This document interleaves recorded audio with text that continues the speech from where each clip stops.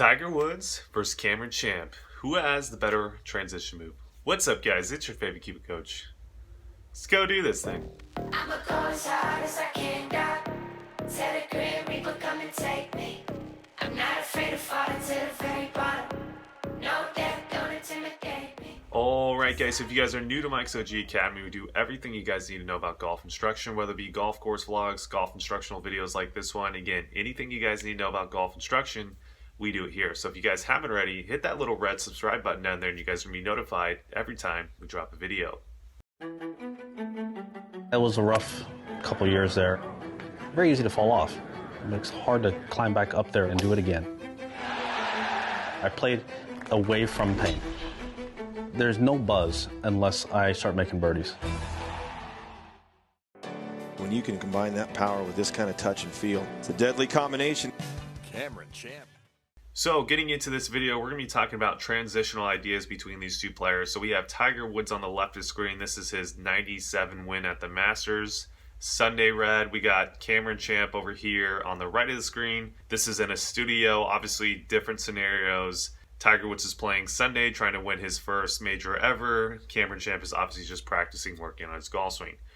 But I think what we can get from this is going to be some differences between transitional moves between these two players and what I've kind of grown to call more so the modern transition relative to kind of more so the Tiger Woods era when he came out, how people were trying to start kind of copying his swing in the transition. So let's go hop right in. Before we get too far, I want to just play both of these golf swings real quick for you guys, and then we're going to kind of go from there. So I'm going to play it at an eighth of a speed just so you guys can kind of see almost all the clicks here. So let's go let you guys watch it real quick. So as you guys can see, you're going to see a lot of similar moves between these two players. Obviously, both get a very big churn, but transition is where you're really going to see the differences between these two players.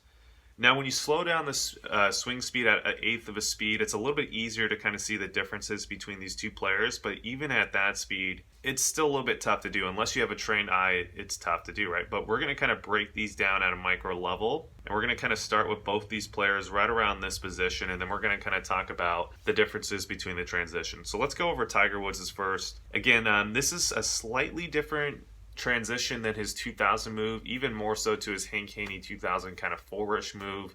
And then Sean Foley, obviously a little bit different as well. And then nowadays it's probably a little bit different, right? Because Tiger Woods' swing has definitely evolved. So if you guys want to see more videos like this where I compare him to Cameron Champ or even possibly other players on tour and kind of see the evolution of his golf swing, comment below. Let me know if you guys would like to see that type of content. Also, just comment below any type of videos you guys, ideas you guys would like to see in the future. I got this idea from one of our subscribers. Thank you so much. We'll leave his tag up here. And just to get this kind of idea to talk about transition. So Tiger Woods, let's get into him. So as we get him up to the top, I call this the early transition, right? So early transition is when the player is starting to shift their pressure forward, but still completing the backswing, right? If you've ever been on Body Track, I want you guys to go take a look at kind of what the best players in the world do. And you're going to notice that even before they finish their backswing, they're already starting to push their pressure forward towards the target, right? And then from there, they start getting into different pressure traces in terms of Z traces.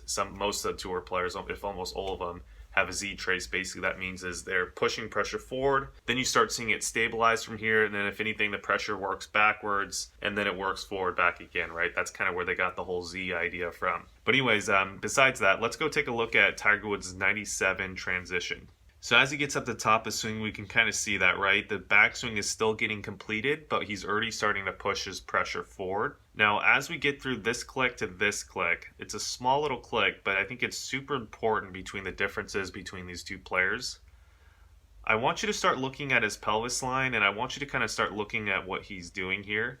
Now, he's starting to get a little bit of that APT move, right? He's starting to get the pelvis working down a little bit this way. He's starting to get a little bit of that lordosis move. But more so what it looks like to me is he's getting up here and everything is shifting forward together. There's no separation between the two. There's no lowering of the pelvis in APT, LPT, and lordosis.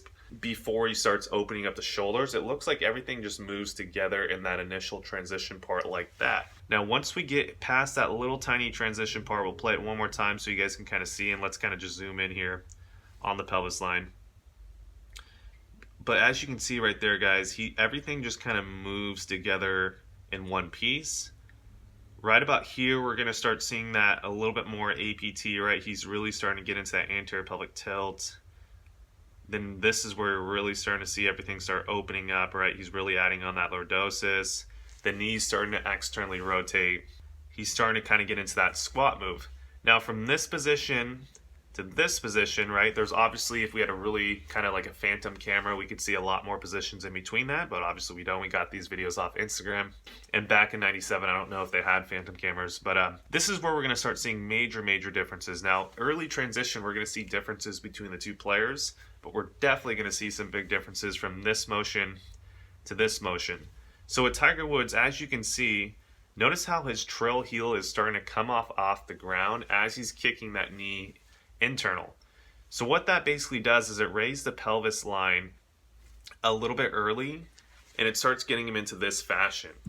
Now from that fashion, what that basically does is it gets him dropping his shoulder into right bend a little bit too early. And from here, as he starts coming into the golf ball, we're going to see a very stuck Tiger Woods, right? Which that has definitely been his nemesis throughout his whole career, is that stuck position. A lot of it has to do, I could even see a funny little fact, I even saw back in his amateur days, where he was working, it was way back when he was working on the range, he looked like he was only like 16. He had these rubber bands around his knees, and I think they were trying to work on that even back then. So that's something I think he's been conscious of for a long time, and trying to get rid and out of his golf swing. But anyways, from this position about here, we can really start seeing that pelvis extend pretty early. His pelvis is more underneath him as opposed to in that APT. So he's coming out of APT really early, which just means he's kind of sucking his butt underneath, kind of that early extension look, that goat humping look that people have talked about. And then as he does that, from this position to this position, we can really see the shoulder stuck behind the rib cage as he's kind of coming through the shot like that, which even hurts my back just doing that. And then from about here, let's go zoom in on the pelvis line. Let me just draw a quick little arrow so you can kind of see the pelvis drop. From this position to this position, we're going to start seeing the pelvis drop a little bit. And then it's going to drop a little bit more. And that's just once that pelvis starts dropping, then it allows the chest to start moving. Because you guys have probably heard, if you guys have watched my videos, there's a whole ball and socket idea. When the ball is up towards the top of the socket on one side, it's really hard to rotate your chest towards that side. So what you see a lot of players do who early extend and get this look, once you start seeing that pelvis start dropping, then their chest is able to rotate and churn through the shot. The whole issue is because it raised and extended early, the chest wasn't moving through portions of the swing that we would like it to be moving through. So then, i.e., the hands have to flip and take over to control the face. And that's kind of the whole argument between more of Tiger Woods' model back in 97, even 2000, he still did this a little bit, to kind of more the modern day of a Cameron Champ model in terms of his pivot, right? And we're going to go through a couple more clicks, kind of just taking a look at Tiger. We can see that belt buckle start dropping and churning, and now his chest is kind of getting through the shot.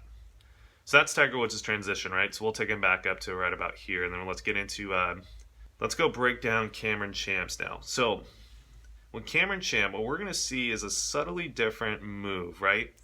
So he still has the same basic general move in terms of, as before he even completes his backswing, his pressure is shifting forward. Now, the way he shifts his pressure forward is a little bit differently. I think he's not necessarily moving everything as a unit, but he's getting some dislocation between the lead hip by lowering it and going into that APT move, while feeling a little bit of a stretch in the shoulder. It's that little bit of that dislocation move that I think is more so the modern transition, as well as a great way to get a little bit more speed. I think it's a great way to use the ground a little bit more efficiently. And I also think it's a great way to take unwanted stress off the lumbar spine. And we'll get into that a little bit more here. Now, just a little disclaimer, guys. I've said this in a lot of videos, but I still get comments about this. No matter what golf swing you have, if you have any type of like lateral bends, which is kind of this motion while you're churning, it's not going to be the best for the spine, right? It actually does put stress on the spine. But I would say that certain models of excessive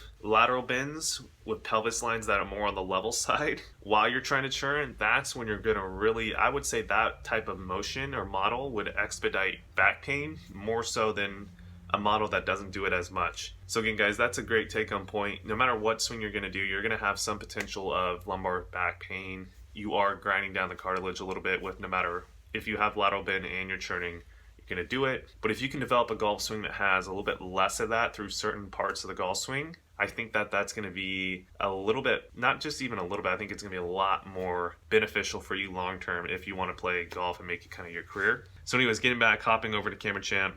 So he's doing that little motion, right? So before he's even completing his backswing, the pressure's starting to shift forward.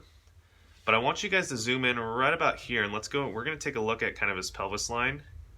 So he's doing kind of that little similar motion, right? He's getting that little APT move as he's still churning his chest backwards, right? So the pelvis is lowering and going into APT and LPT as his chest is still churning backwards. So there's a little bit of this motion as opposed to this motion of Tiger. Tiger's going this way, Cameron's almost going that way. He's churning the shoulder back and dislocating the pelvis by getting it into LPT and APT. Now from this position right here, that's when you're going to start seeing me even go more into overdrive, basically, right, where he's adding on that lordosis, all those moves that we're talking about. He's externally rotating the lead knee. Troll knee is starting to kick a little bit internal, but nothing crazy. If we zoom out a little bit, we can get a good reference to where he's at in the golf swing. We haven't seen that from this click to this click, which is where Tiger starts raising that heel off the ground. We don't see that with Cameron Champ in this position. I would argue that we're seeing the shoulders a little bit more obviously, the chest a little bit more inflection than Tiger's at this point. We're also seeing, I think, the pelvis line a little bit more level and neutral relative to Tiger Woods at that position. And let's kind of get Tiger back into kind of a similar position. So it'd be roughly right around here-ish, I would say. I think we're kind of missing a click. It's roughly right around here. So we can see a massive difference, right, in the way that they're using their trail foot. So Cameron's is obviously still planted on the ground and basically gripping the ground still. Tiger's has already unweighted that foot, which then from there gets the pelvis more underneath his body as opposed to sticking out and going into APT or that squat move. And then that starts to get him into that stuck position. From here, if we look at Cameron, we can really start seeing him from this position. Now he's going to start extending the pelvis in sequence. I think for driver, you're going to extend the pelvis earlier than you are with irons because you do want to not hit like 4 degrees down with the driver. Even though Cameron Champ does average 1 degree down, in this particular swing, I don't know if he was 1 degree down or pretty neutral, but we're not going to get into that part because I know that's going to get you guys going wild in the comment section. But what we can see is that the pelvis is definitely extending, but I would say extending in sequence. Then from here, we're going to see Tiger starting to get into that Ole kind of stuck motion at that position. Cameron's more so clearing the hips at that position. His trill foot now, his heel is subtly starting to come off the ground. From here, Tiger's adding on a lot of right side lateral bend through the shot. I think Cameron Champ's already pretty much added on as much as he's going to get. And then from here, we can see Cameron going up and out of the shot as Tiger is kind of just right about from here to here. We can really see that pelvis drop, and then his chest starts turning through the shot. So in review, guys, are their transitions similar? I would say in early transition, the idea is very similar between the two in terms of they both start shifting pressure forward before they even complete their backswing. But I think the early part of the transition is a huge difference. It's minimal in terms of visual, but it's a huge difference in terms of results and how you generate speed and how you control face. I think if we really zoom in and watch Cameron Champ swing, I think a lot of you guys out there, especially juniors, could benefit from a motion like this. So as you can see there, that's what you guys got to start getting. He's not moving everything together as a unit.